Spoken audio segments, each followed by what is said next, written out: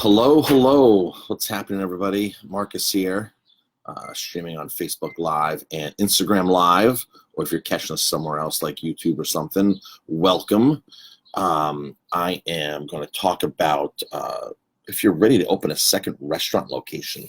So let's pretend, or let's say you have one restaurant right now and you want to open up a second restaurant. What is a true test if you're ready for a second restaurant?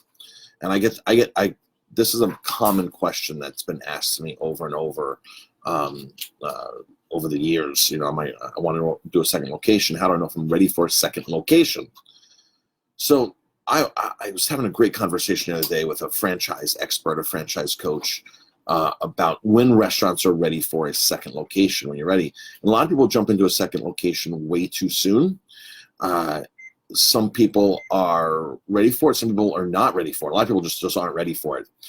And I'm not saying they're not going to be successful, because some people just will be successful, but they're really not. They could be more successful at that second venture or the first venture.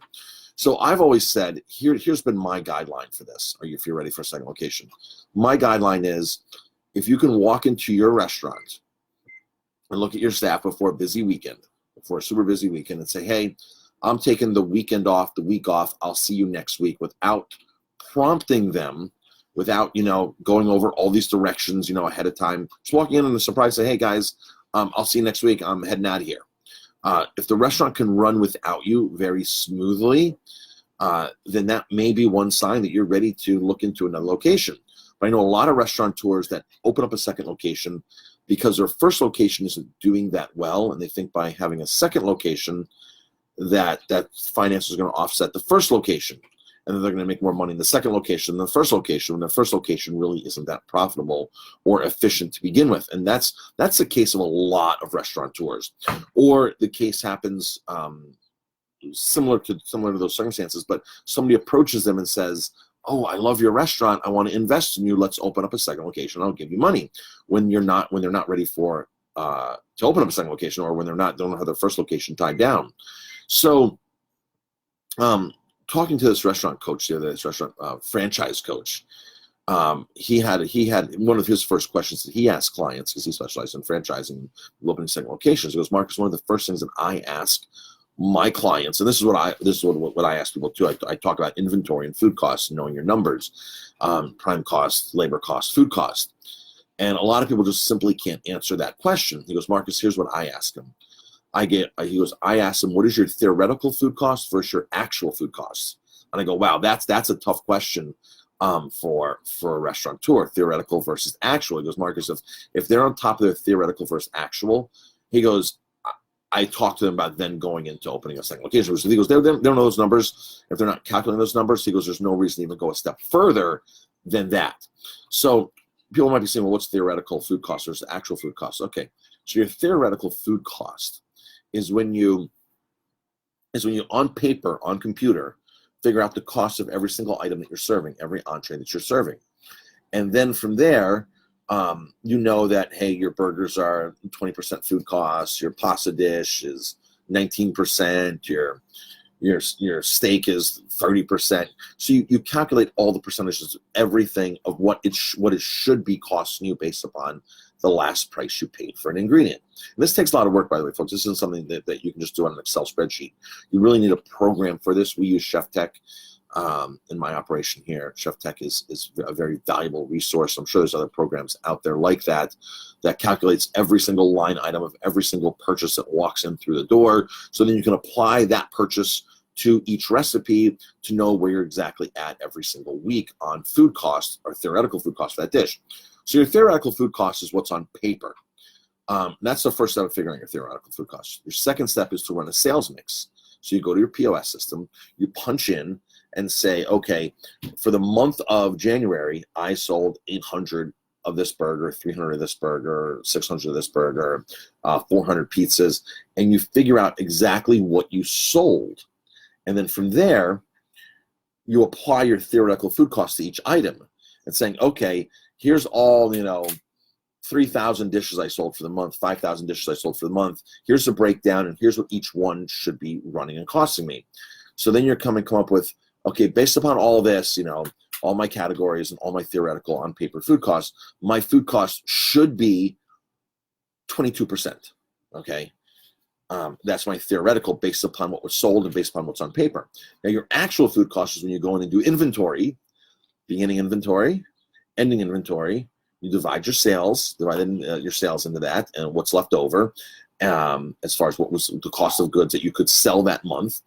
And that's your actual food cost. And your actual food cost is never your theoretical food cost, because what happens is people burn things, they drop things. Things get overcooked. Waste happens. Just there's not as much yield as you thought in that case of lettuce versus the case of lettuce you had before. Some of the tomatoes went bad. So things happen where it's virtually impossible to get your same theoretical versus your actual food cost. A lot of operators like to run within 2%. So if I'm running within 2%, if my theoretical is 22, my actual is 24, I'm good. 2.5% is what I see a lot of operators like say that I'm fine with that. But if you have a theoretical of 22% and your actual food cost comes in at 32%, then there's an issue and there's something wrong. It's good that you know that number, and you need to know that number so you can fix it. But when this franchise coach says to a restaurant, well, let's talk about your food costs, your actual theoretical versus your actual, and what is that? And if they're dumbfounded, if they're like, he goes, you're not ready for your second location. You're not even, you've got a lot of work to do on your first location. And that is so true.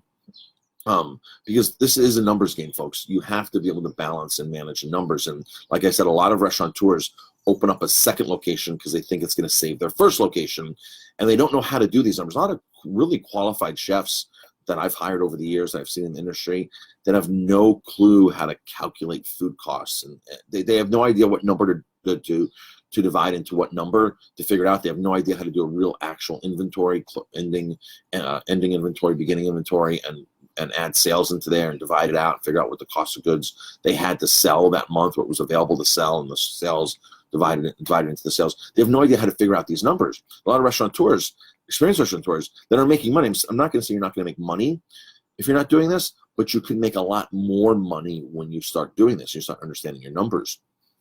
And all of us restaurateurs have been guilty of this. Most of us have been guilty. I've been guilty of this, of not knowing my numbers for sometimes years. Not saying I wasn't making money, but you're losing an opportunity to maximize your profits. So if you're pondering this question of, should I open up a second location? Somebody wants to give me money. Somebody wants to cut me a deal. There's another location. I have some money in the bank. I can, that right there is your true test. If you're actually ready for that second location, according to the franchise expert. And it makes so much sense. Now, when it comes to calculating inventory, inventory is something that the more you can do inventory, the more often you can do inventory, the more profitable you're going to run your restaurant. So, for example, monthly inventories are standard in the industry because you want to figure out your monthly food cost. But if you can get to a twice a month or once a week full inventory to figure out that week what your food cost was that week, your actual food cost, then you're probably going to be much more conscious of the ingredients that are in your storeroom, in your refrigerators, freezers, and be able to turn over even more and even shave off more. I know it typically costs money to do inventory because you have to pay somebody to sit there and do inventory for a couple hours, depending on how large your operation is. But the more you do inventory, the more conscious you're going to be of stuff sitting around, and you have to move stuff. And I have a friend in the restaurant industry who he'll do inventory. The chef will do inventory, and the owner, if the chef hasn't used a certain item, like let's say it's like rice noodles, and rice noodles are sitting on one of the store racks on the dry storage shelf for more than 1 month, he actually takes those off the shelf. The chef's not allowed to equate those into his inventory anymore, so he loses that inventory. So it goes against his food cost. What happens is he puts it on a separate shelf, which is a bonus shelf now. So when the chef decides to go use those rice noodles to create revenue, that the sales actually get credited back into his mix, and the inventory is free at that point. But he hits him in the beginning and says, "You're not going to use this. It's sitting around. I'm going to take this out of your inventory. It's going to count against your inventory and your numbers right now. And then when you want a bonus, you go back there and you grab it and bring it back into the mix. So it's an incentive for him to bring it back into the mix. It's an incentive for him not to lose it to begin with and use it before that happens. So, because this is really all about turning over inventory, running a tight inventory, understanding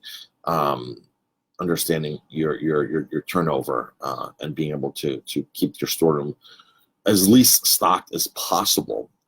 Even in some of the dry goods, be able to say, okay, I have to purchase this every couple of weeks, to be able to not sit on, what I see some restaurateurs buy to save money, and I was guilty of this years ago. I mean, they will literally buy like 25 cases of wine on closeout, or to save $1 a bottle or $2 a bottle, because they think that, oh, I'm going to save this money, I'm going to make this money. In reality, you might need that money for payroll. You might need that money for snow plowing. You might need that money for a slow day that happens. So to be able to buy 25 cases of a wine, to be able to have the sit inventory when you're only selling 1 case a week, doesn't make sense. That's 25 weeks it's going to take you to turn over that wine. Now, if you got an insane, amazing deal where it's just so unbelievable, that might be something else. But a lot of restaurateurs just think, well, I'm just going to buy a ton of this because I can save, 10, 15, 20% and lay out. But they have to lay out, $2,000 or whatever, all this money they have to lay out that's just sitting in inventory.